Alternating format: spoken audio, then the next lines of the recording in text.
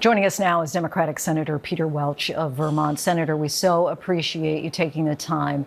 Secretary Hegseth says that the war will end, quote, on our timeline, but that timeline is unclear. What do you make of the White House's messaging here? Well, it's not about the timeline. It's about what's the purpose, what's the objective, and this president hasn't stated what it is.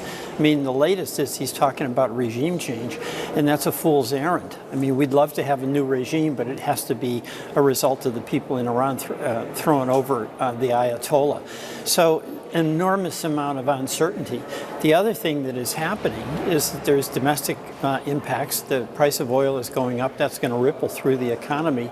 Members of the Senate Armed Services Committee attended a classified briefing today. When it was over, some Democrats said that they still had more questions than answers. I know you have a number of questions, perhaps like what is the purpose of this, but what is your biggest question as we sit here tonight? Well, first of all, the lack of transparency. There should be public hearings. Having secret hearings where the members are in, they don't get much information. I've been in some of those. But then whatever information we get, we can't share with the people you represent is wrong. But the concerns I have is that yet here we go again, another war in the Middle East. You know, Iraq was justified because Saddam was terrible. Afghanistan justified because the Taliban was terrible. And now, of course, Iran, the Ayatollah is terrible. But that was the easy part, going in and doing the bombing. What followed in the aftermath ended up being worse than where we began. So the president's got some explaining to do, and he just won't do it. You condemned the attack on the Senate floor and slammed the president for taking military action without congressional authorization. Presidents of both parties have done so in recent years, as you know. Ultimately, though, if this operation continues, will Democrats vote to fund it if troops are still in harm's way? Well, I won't vote to fund this war where we don't even know what the objective is. I mean, the fact is that our soldiers are not boots on the ground at this point, which creates a whole incredibly increased amount of peril.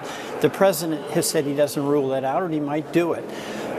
If we stop funding this war, that essentially might mean that the bombing stops. There's no explanation for what it is the president seeks to achieve here. Let's turn to the Department of Homeland Security. President Trump removed Kristi Noem as secretary last week and nominated Senator Markwayne Mullin of Oklahoma. You welcomed that nomination, calling him competent and honest. Why do you think he's a good choice? Well, first of all, Noem was on a rampage. I mean, what she did with the policy about mass deportation was shocking. And then when two people, a 37-year-old nurse, a 37-year-old mother of three, got killed without any justification, she called them domestic terrorists. It just shows how out of control the situation is at Homeland Security. There's an opportunity here for a new person, and this is going to be the real test for Mullin, to have a pause. Let's not do the mass deportation. You know, the border is secure. The president has a right to be proud of that. Criminals are being deported, and we support that. I absolutely object to this mass deportation where you're doing raids on farms, you're doing raids at churches, you're doing raids at housing construction sites. This is where there's got to be a question of changing our immigration policy with the opportunity that we'll have with the new person.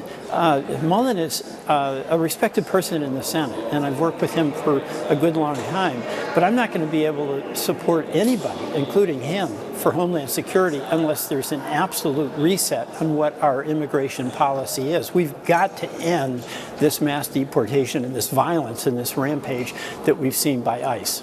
Of course, the government is partially shut down at this time due to the impasse over funding the department. Are Senate Democrats any closer to a compromise on D.H.S. funding with Republicans? We're not, because they're not dealing with us. The fact is, we want to open up, and have proposed legislation to open up every other element of government other than ICE. We have a beef with ICE. I think America has a beef with ICE. They're the only law enforcement agency that isn't subject to the minimum standards that apply to every single police department in this country. And what Democrats are asking is pretty simple. ICE should get the same kind of training. They should have the same requirements, the same obligations that every other law enforcement agency has. They can't act with impunity. So that's what we want. And we're going to continue to put bills on the floor so that the TSA, that FEMA, and the Coast Guard can get funded. We want to get that done, and we could get it done tomorrow. Senator Peter Welch, we thank you so much for your time. Really appreciate it. Thank you.